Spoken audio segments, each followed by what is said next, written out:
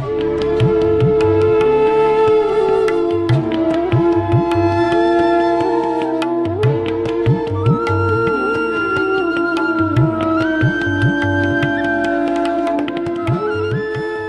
Prakrithiben.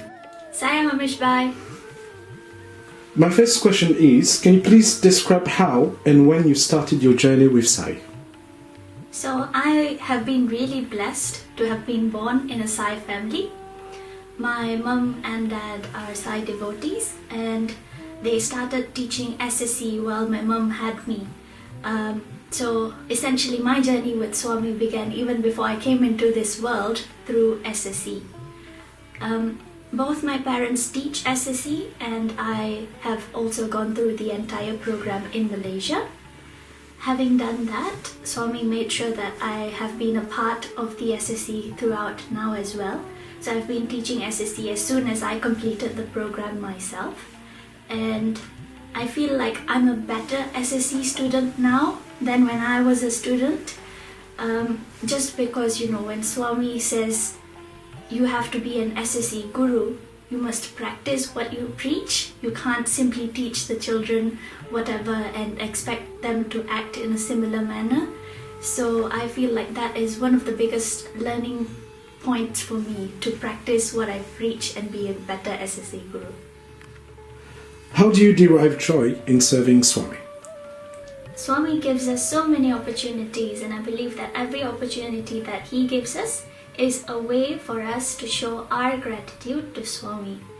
So, for example, when I'm teaching SSC, more than teaching the children, I feel I learn so much from it, and it's the little lessons that I take away from those sessions. Similarly, when I'm part of the SSILP program, like I said earlier, I feel that I'm a better student of the SSILP program now that I'm an instructor and sharing Swami's message, and it's always so uplifting whenever I'm preparing for it. If I have a thought in my mind as to, Swami, why has this happened, or could you please answer this question, I somehow always find it in his in the reading that I do, or through someone in the Sai family. So he literally is the source of all joy. Yeah. So Prakrithiben, what has been your experience of Sai in a dream? So there was one particular dream that I recall, and this happened when I was in my final year of high school. So I was going to have exams at the end of high schools, the IGCSE equivalent of in Malaysia.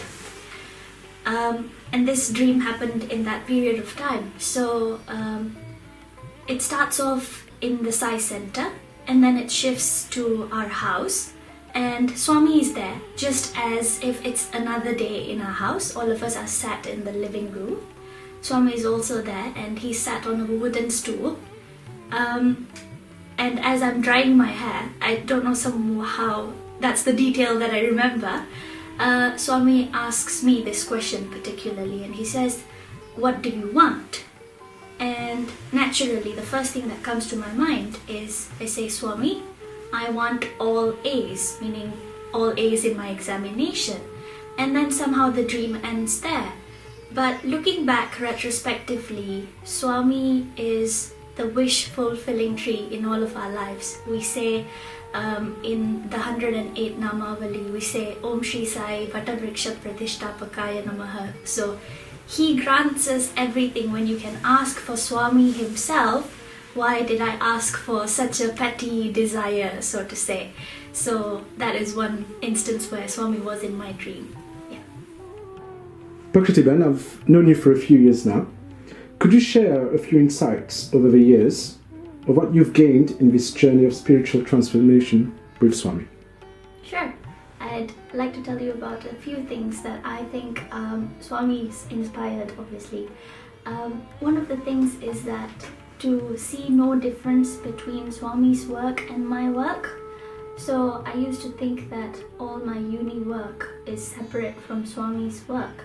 Now I didn't really notice this change until my mum pointed it out to me, and she said, why is it that when you're preparing for SSILP you seem to be doing it without any problem, but if you had to write an essay for uni, you'd struggle to write? And so I think that was one of the key messages that Swami has been trying to tell me and show me through various experiences. Another thing is that Swami always says, see Sai always in all. So that stands for SAI. Yes, especially when we're dealing with really difficult people, if we try and see, firstly, sympathize with them, secondly, see them as Swami, then there's no way you're going to get angry with them, because obviously they are Swami and Swami is giving you an experience for a reason. So the third thing is to see every experience as a learning experience. Instead of asking Swami, why me, say, why not? Swami says, why not? Because obviously if he's given you something, ask him, Swami, can I please learn the lesson from this? That's the first thing that we should ask, so that we understand.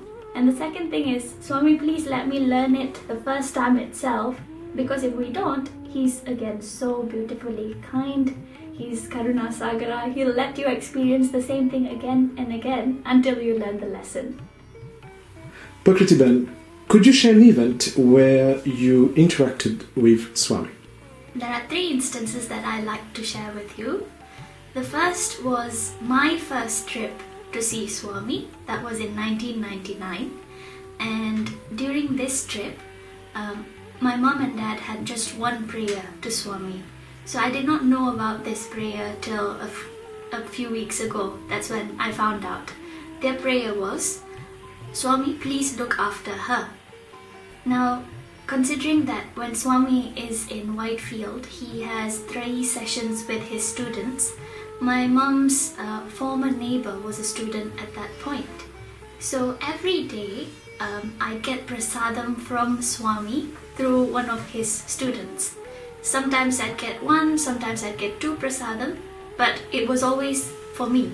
So it was Swami's way of reassuring my mom and dad that yes, I heard your prayers and here is my response to you.